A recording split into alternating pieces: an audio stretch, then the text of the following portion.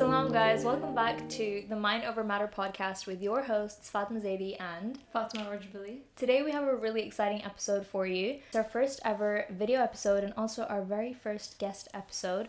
I'll let you introduce the topic. So today's topic is a little bit more introspective because we wanted to talk about the role of friendships. So join us as we discuss everything from how to overcome challenges in your friendships, the importance of them to your self-development, and more. Cool. And now we'll address the elephant in the room. I'm not calling you an elephant. Yeah, it's the grey, isn't it? I knew I shouldn't have worn this. No. So we have our guest speaker with us today, who is Dr. Syra Kazmi. She is a doctor in medicine, and she also has a bachelor's in psychology, and she's also an Islamic lecturer, if not my favorite Islamic lecturer. You have to say that. No. And she's also a mom of 3, but aside from all those amazing achievements, she's just the coolest millennial ever. You're about to find out how cool I actually am. Yeah, no, but literally I can, go to her, I can message her at 3 a.m. asking a philosophical question and she'd answer. So I really appreciate her and I'm so excited for you guys to also meet her. Oh, thank you so much Very for that sweet introduction. Yeah, glowing introduction, which I'm going to struggle to live up to. No. But I'm so happy to be on the podcast. I'm very excited. Thank you to both of you. And I appreciate both of you. And I must say, I love the name of the podcast. Aww. Very smart. I like it. Thank you. And I'm looking forward to today's topic. Amazing. Okay, so do you want to start? Yeah, we can jump right in. So the first question that I wanted to ask both of you was, would you say that friendships are necessary? A need. Yes, okay. Is it a need? Should I start? What do you think? I think if we look at Maslow's hierarchy of needs, so we have right at the bottom physiological needs, stuff like having shelter, food, and water. That's like the basic necessities. And then there's safety and security. Mm-hmm. There's love and belonging, self-esteem, and self-actualization. So what Maslow found, or someone else that was testing out his study, found that if you have love and belonging, not having physiological needs, the basic foundations of, what you need to survive in life, and safety and security, that, love and belonging supersedes that. So I think that kind of shows how important friendships are. Even if we look at like Palestine right now, they don't have their homes and they don't have that safety, but if they have their family, that's what matters to them the most, That's a really good answer. Thank you. Yeah, I think friendships are essential, but Imam alayhi salam has this hadith that says, unfortunate is the one who does not, and I don't know if I'm paraphrasing this, but something along the lines of, unfortunate is one who cannot find a single sincere friend in his lifetime. And even more unfortunate is the one who finds one and then loses him. And I think for Maula Ali to describe someone's fortune as linked to the quality of their friendship speaks volumes about how much friendship is important. I think in our cultures we put a lot of emphasis on family. Yeah. Family bonds and siblings and aunties, uncles, cousins. And it's almost like friends are on the periphery in our Asian cultures. I think, living here in the West, there is an overemphasis on friendships to the exclusion of family bonds. But Islam is always about the middle ground. And, friendships are so important. And there's actually another hadith of Imam alayhi salam that says that a friendship of more than, I think, 12 years is considered a kinship. So it's almost like you're related if you've been friends for that long. Yeah. So yeah, I think friendships are really necessary, and there's a lot to be gained from them, from good ones, and a lot to be lost actually from not so good ones. Yes, totally. I'd say I agree, and I think now we live in a society that's trying to push hyper-independence a lot, and so even more now I think it's important to hold on to those friendships, not only to share like your joys, share your sorrows with, but to have a support system, because I don't think humans are social creatures, so I don't think they can go through life alone. Totally. And I think based on what you were saying about family and friends as well, I think another thing is that as children, I think the first ever relationship that we form ourselves that isn't, given to us is friendships. So I think that also shows that, it's something that we go out of our way to seek. So that's why it's also really important to us. Yeah.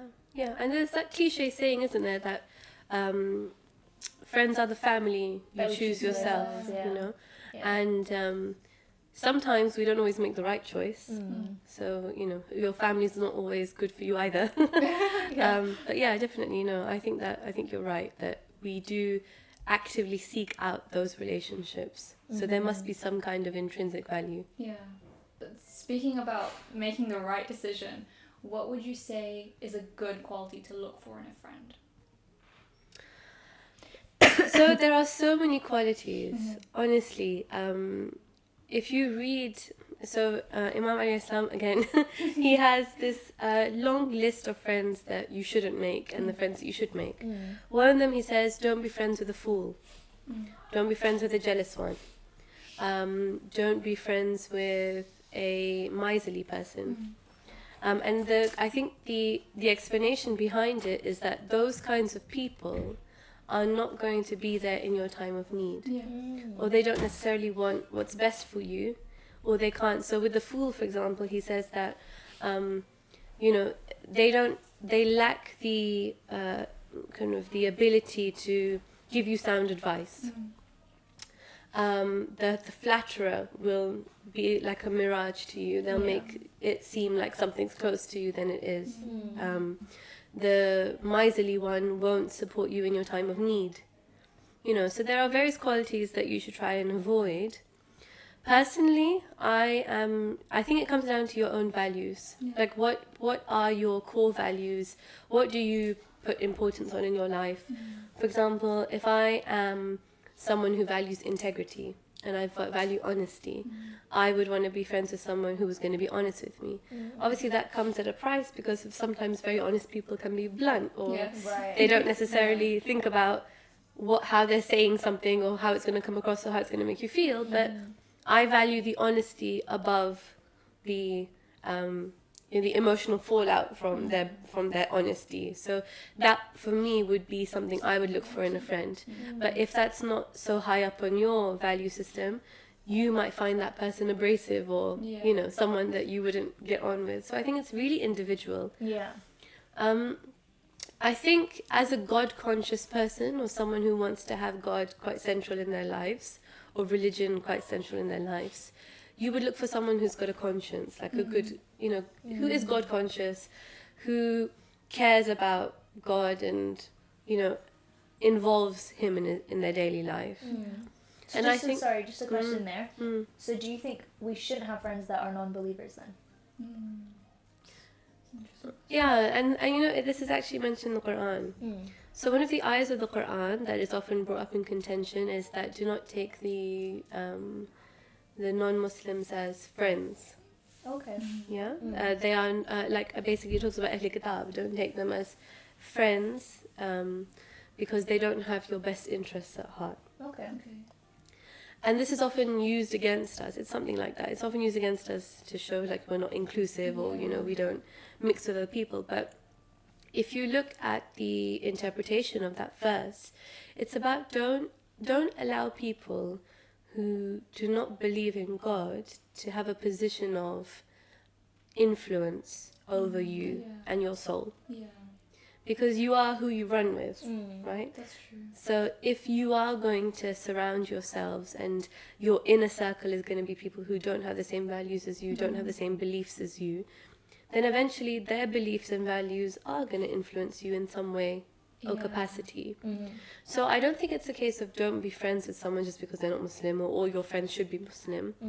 But I think as long as you can be mindful of and have some insight into who's influencing you and how, then you can balance all friendships. Yeah, I think sometimes, or especially as children, we feel like we're not susceptible to outsiders' opinions, or we're not easily influenced by our friends. But I guess your point is we are much easier to influence than we think, so we should still pick our friends carefully. I think a lot of it is also rebellion when we're small. Yeah. Like our parents have a set list of friends that we should be friends with and people we should absolutely not be friends with. And then it becomes kind of like a stubborn streak in us where we're like, no, you don't know this person like I do. They're actually a really good person. It doesn't matter if they're not religious. It doesn't matter what family they come from, or, you know, it doesn't matter what background they're from. They're really nice, and I am the more kind of compassionate, more open-minded person than you are. Yeah. And so we're friends with that person. But actually, as we progress in life, we realize that the influences we're susceptible to are not always on our radar. Whether it's the media, whether it's, you know, people we're surrounded with, or whatever we hear on the radio.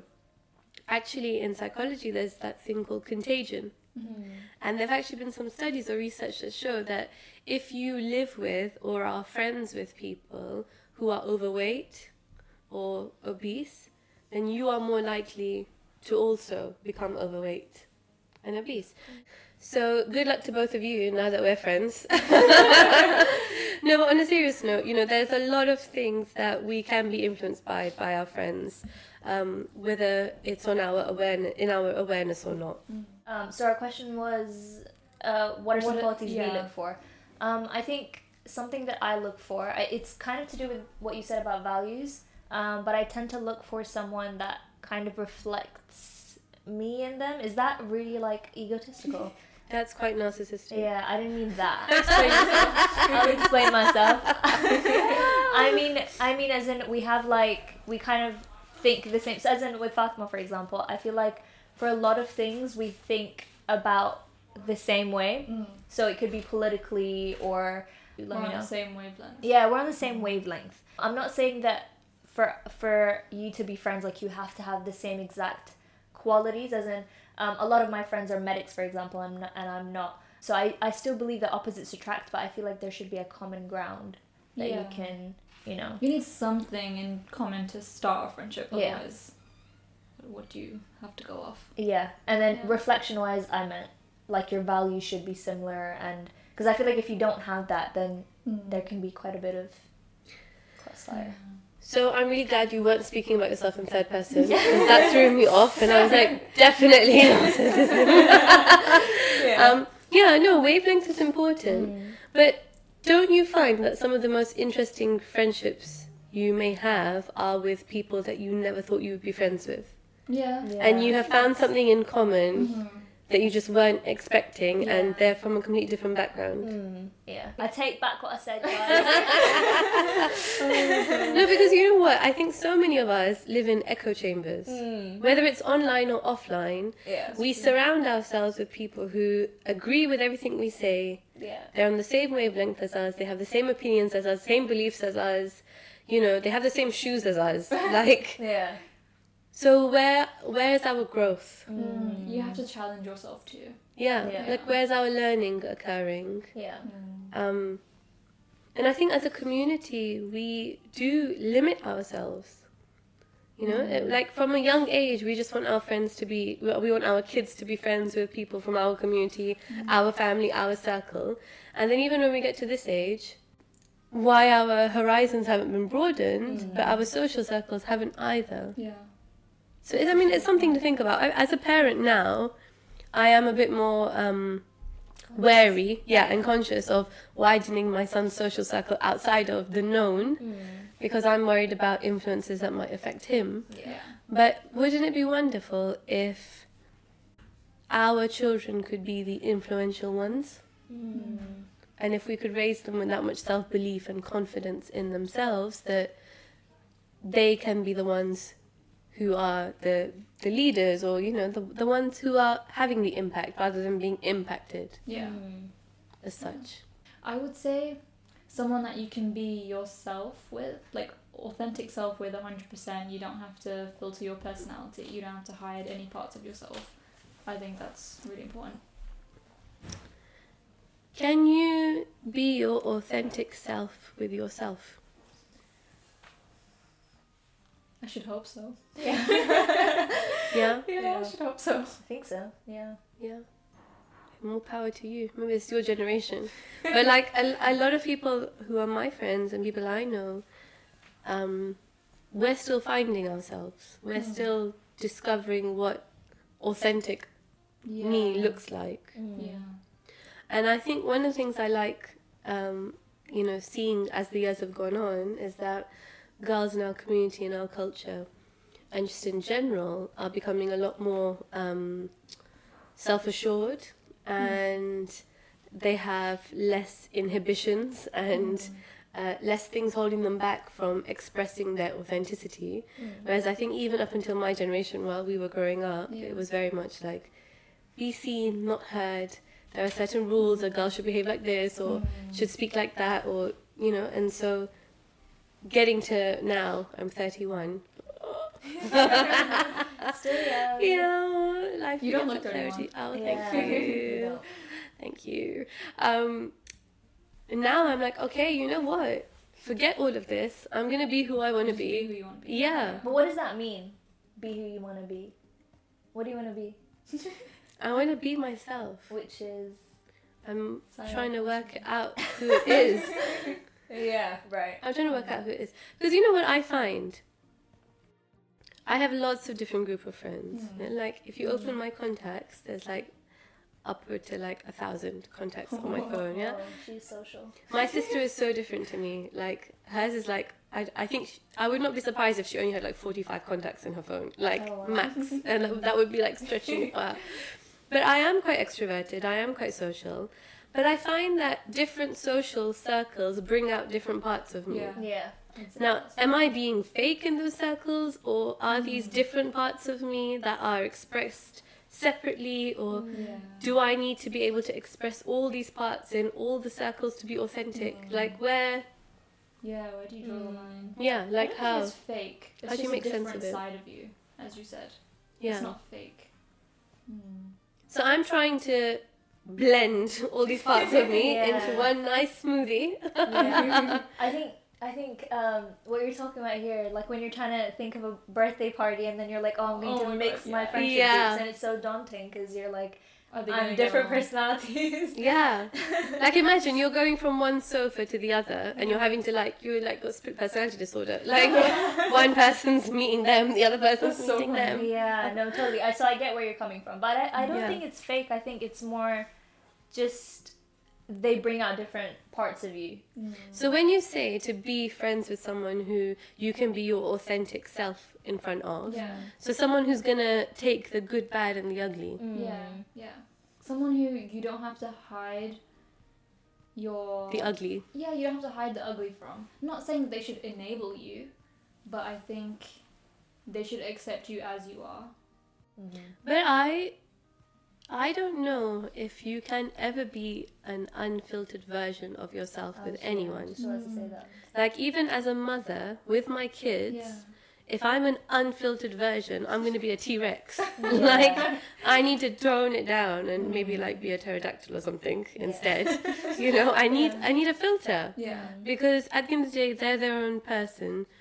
They have their own mind, their own feelings, their own perspective.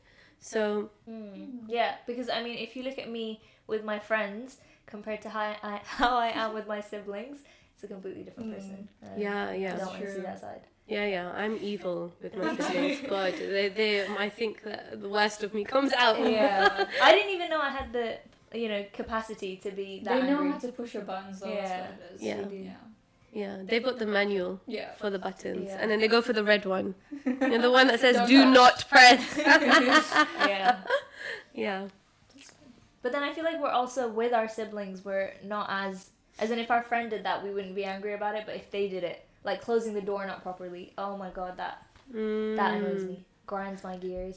But I think also we know that with the sibling, they're stuck with us. It's a proximity thing. Yeah. Yeah. Yeah. And whereas with our friends, they might drop us tomorrow, and we have to work harder to maintain that relationship. Yeah. Even in a marriage, for example, long-term relationships, whether it's a friendship or a marriage or some kind of intimate relationship, the longer you are in it, the more comfortable you get, and the less you feel the need to maintain it. And that's where things can go wrong. So, That's kind of sad.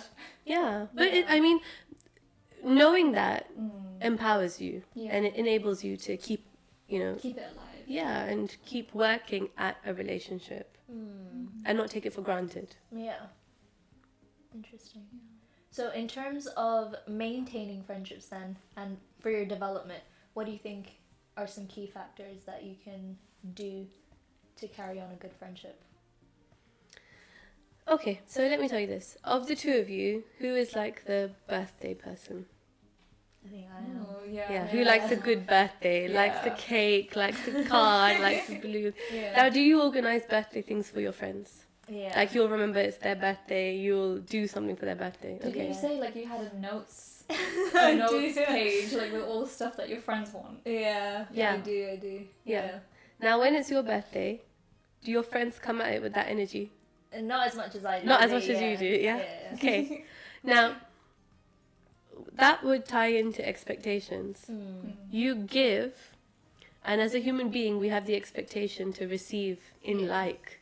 And when we don't receive in like, because I'm the birthday friend, yeah, I remember for the longest time I've had a list of the dates of all my friends' That's birthdays. sweet though. And I know it off by heart. Yeah. Right? Like, I get the June and July ones mixed up, but otherwise I know people's birthdays, and I really go out of my way to make someone know that I remember it's their birthday that day. Right? Yeah. But come my birthday, if someone Silent. forgets my birthday, Mm. I really take it to heart because Yeah. I've made such an effort to remember everyone else's, Mm. and I'm expecting the same in Yeah. return.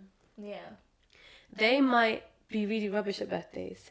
They might have not known what date it was. They might have been abroad. They might have had a surgery. Their phone might have died. Whatever, right? Their kid might have puked all over the phone. Whatever the reason is for not messaging me, it's not them that's hurt me. It's that expectation Yeah. and the meaning attached to the expectation. And then Maulana Sam says, "What? It's not people who hurt us. It's our expectations of them." I was literally thinking Yeah. that as you were saying. It's such So- a good quote. You know, it is, because I think so. In order to maintain a good friendship, I think we need to manage our expectations of what the friendship means, what it entails, what is required of us and of that other person, and what we're hoping to get out of it. Yeah. I guess that's true. You need communication also though, because if Yeah. you have certain expectations, the other person doesn't know what you actually want from them. Yeah. They're not mind readers. Yeah. Yeah. Exactly. And also, you know, when it comes to managing your expectations, you know, you have high maintenance Yeah. friends and low maintenance Yeah. friends. I think it's sometimes good to identify which one are you and what kind of friendships you can handle. Yeah. Because if you have a high maintenance friend who wants to be in touch Yeah. throughout the day, every day, and you're not the kind of person who's going to be able to keep up with that, it's sometimes better to make that clear than, you know, to go further down the line, have an argument about it and Yeah. fall out, and because that was an expectation that wasn't managed well, Yes. you know. What about unspoken like expectations? So let's say you made that clear. I'm trying to think of a different example, but I can't. I think of the same. Use the same example. Okay, if we say about not speaking enough, usually that always works out for you, and then one day they say, "Oh, I don't think you've been, you know, in touch as much," and I feel like we used to talk more, but we don't. But it might sound just like be. a song. You don't How talk would you anymore. know? But yeah, what do you do with that? I think under every expectation there's a need. And if you can see the need that's not being met, it's easier to deal with the situation. Yeah. So for example, if a friend has the expectation that you're going to talk more regularly, maybe they need connection, Right. or they have a need to be heard or seen, which they're not getting that need met anywhere else. And if you know that that's where it's coming from, then you can then manage the situation accordingly. So for example, if I say to you, you know, Fatma, you don't message me back, I've been messaging you every day, you haven't replied me, even though I'm the one who doesn't reply, I know. You know, and I know that it's a need for connection, rather than kind of getting all defensive, I could be like, are you okay? Like, what's going on with you? Yeah. You seem like you need to talk about something, or you seem like, you know, do you want to meet up? Should we, you know, I have a really busy week, so I won't be able to reply your message or keep in touch regularly, but maybe we could meet on Sunday, you know, and have a proper catch up then. Yeah. You That's know? a good compromise. Yeah, and I think it's about finding that middle ground with your friends, that if there's a need, you can address the need together and do it in a way that works for both of you. But the worst thing you can do is avoid the problem. Yeah. You know, like no one likes an ostrich with the head in the sand. You know, like, and what happens is, and this happens to me so much, when someone messages you and you haven't replied, then you put it off and you put it off, and then it gets to this ridiculous amount of time, like 4 months have passed, you haven't replied it, and now you need to message them to ask them something, but you haven't. You can't because you haven't addressed Yeah, the other exactly. message. So then you have to. Yeah, exactly. So then you have to message going, "Oh, I'm so sorry. I just saw this message 4 months later." Yeah. Sure. Yeah. You know, so avoidance is not the answer, but I think that it matters whether you're a low maintenance or high maintenance, and making that clear to the other person. Yeah.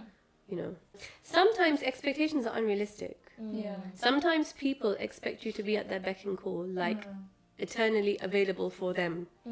You know, like speed dial, that's it, drop everything, I need you. But everyone has their own lives. Yeah. No, and we can't have the expectation of anyone. Right now, the notion is that you shouldn't necessarily be the therapist friend, because then you end up taking so much emotional burden that it will drain you. Yeah. I think, however, making it all professional, as in, are you emotionally available right It's now too for me much. to talk to you about what's going on in my life, just sounds silly. Like it's not natural. Also, if you're a people pleaser, you're not going to be able to say no. Yeah. Even if you don't have capacity, Yeah.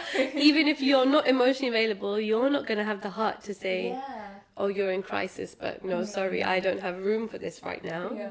I mean, your generation might be able to, mine definitely would not be able to. Yeah, I it don't depends think on I'd the say person. no. Yeah, it does depend on the And person. also, I feel like if you say no, that's kind of rude as well, right? Like, what if they're actually really going through something and they're like, sorry, can't deal with this right now? But people do. Do they? Yeah, I've come across people who do. They're like, sorry, I don't have space for this right now. Call back later. No, they're just like, I hope you find someone who you can talk to. Oh. There needs to be some sort of middle ground. Yeah. But it's like, how do you... So you Say guys that. explain this to me, okay? Because this is something I struggle with. What is a healthy boundary with a friend? Gosh. I mean, me personally, I don't know whether I'm high maintenance or low maintenance, but maybe somewhere in between. Because I don't like to be in constant communication with someone. I do prefer to meet in person and have like a proper catch up then. No, I think in terms of healthy boundaries, I feel like you just know with a friend, like, who you can open up to. I feel like certain friends you would do that with, certain friends you wouldn't. It's all about the vibes. Vibes. I've said this to you before. What you guys call vibes, we call behavior. Okay, but like, it's more of an intuition, as in you just know. What do you know? You can just tell how a person comes across, or I guess you can tell from their behavior.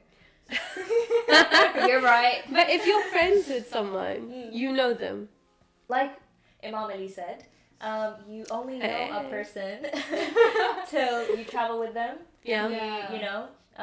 Live with them. Live with them. See And how they to- deal with money. Yeah, do business with them. Yeah. And see how Is they it are when anger? they're angry. Yeah.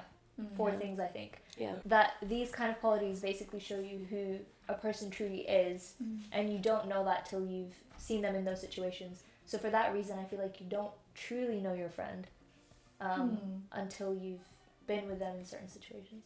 Yeah. Okay, so in that sense, opening up, I understand. Okay, but what about you? If you are the therapist friend, okay, so I know you're not meant to be, but we are. You are the agony aunt.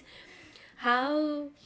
And this is something that I'm still trying to learn. How do you set healthy boundaries, but not be selfish, and not hurt the other person? Or if you do end up hurting the other person, that it's not something. It's justified essentially.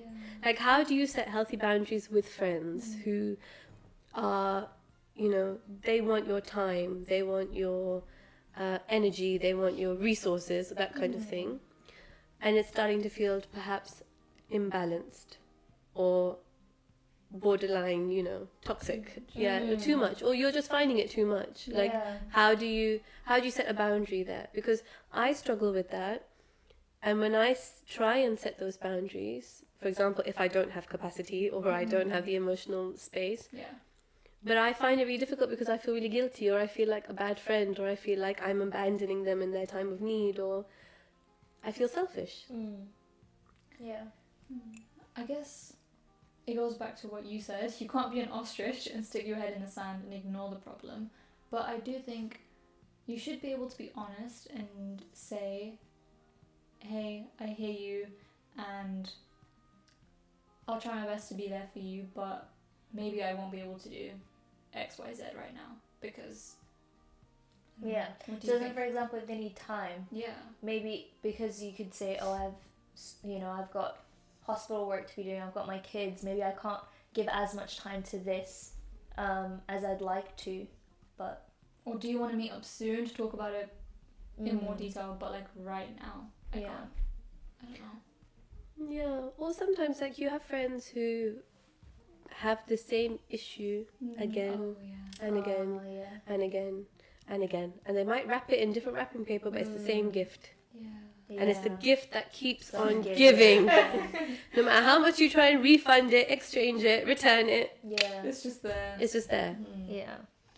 Yeah, that's a sticky one. It is, and I think that's something I really struggle with. Like, you know, when you've come up with all the solutions and they know exactly what they need to do, but they keep on going through that same thing in different fonts. That's hard. I feel like some people In different who are, fonts, I like that. I like it. people who are in that boat, I think rather than wanting a solution, it's more just they want validation. I get that, but like if it's the same problem Yeah. that's occurring and they're asking you for advice, for example, and then you Yeah, give it to yeah. them and they still... But It's like are they they're not asking? taking your advice? Yeah. Are they asking for advice, or do they just want to vent? I think it is more just venting, so venting. just actively listen. Yeah. Socratic questioning. Yeah. It sounds like a lot of work within a friendship. It does, yeah. But I think it happens in most friendships. I guess you give what you get, though. Yeah. Like, if you do that Yeah. with your friends, you'd hope that they'd also be there for you in the same way. But is that an expectation? Was it you that said in your majlis that it's men that want solutions, but it's women that want No. to just be heard? This was Sheikh Hilly in his Oh! Maharam lecture. Yeah, Yeah, it is like true. that. It's very true. Yeah. It's very true. It's true. Men are very solution focused in their advice giving, and women sometimes just want to offload the emotional Yeah. weight of Yeah. the situation. So I guess that Yeah. tells us that we don't need to try and give solutions. advice, yeah. Yeah. Yeah, I think something that helps me is so I am someone who fits the description of an empath, and I don't mean this in a good way. I mean this in like, oh my god, I get really drained. And what I have been coming to terms with recently is that no matter how much suffering or pain someone is going through, as long as I haven't directly caused it, I am not responsible, nor is it in my control.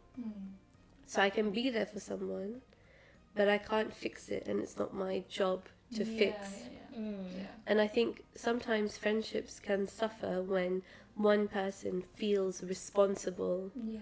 for the well-being exclusively of another person. Yeah. Yeah. Because then it starts to feel more like work as opposed Yeah. to a friendship. Yeah. Yeah. That's true. And then the dynamic is different. It's like a victim-savior, Yeah. which is not a healthy dynamic in any relationship. Yeah, that's a really good point. Yeah. I think going back to toxic friendships then, I think the Western way to deal with it is to just cut off that friendship. I don't know if that's the same Islamically, because I know with family we are supposed to reconcile and, shouldn't end it no matter what. But can we do that with friends? Can we cut it off if we realise this is too much, or, this is really going against my values, for example? That's all for today, folks. Just kidding. We thought it would be good to split this episode into 2 parts for the sake of your attention span and ours. Part 2 will be out very soon, and we will be talking about dealing with quote-unquote toxic friendships, dealing with the loss of a close friend, and the end of friendships. Stay tuned, as the next part will be out very soon. In the meantime, feel free to leave your thoughts on how you found this episode so far in the comments. And subscribe. If you liked it, please give it a like. If you didn't like it, just give it a like anyway. And if you're listening on Spotify and Apple Podcasts, please download this video and give us a 5-star review. Thank you, and see you in part 2 within the blink of an eye.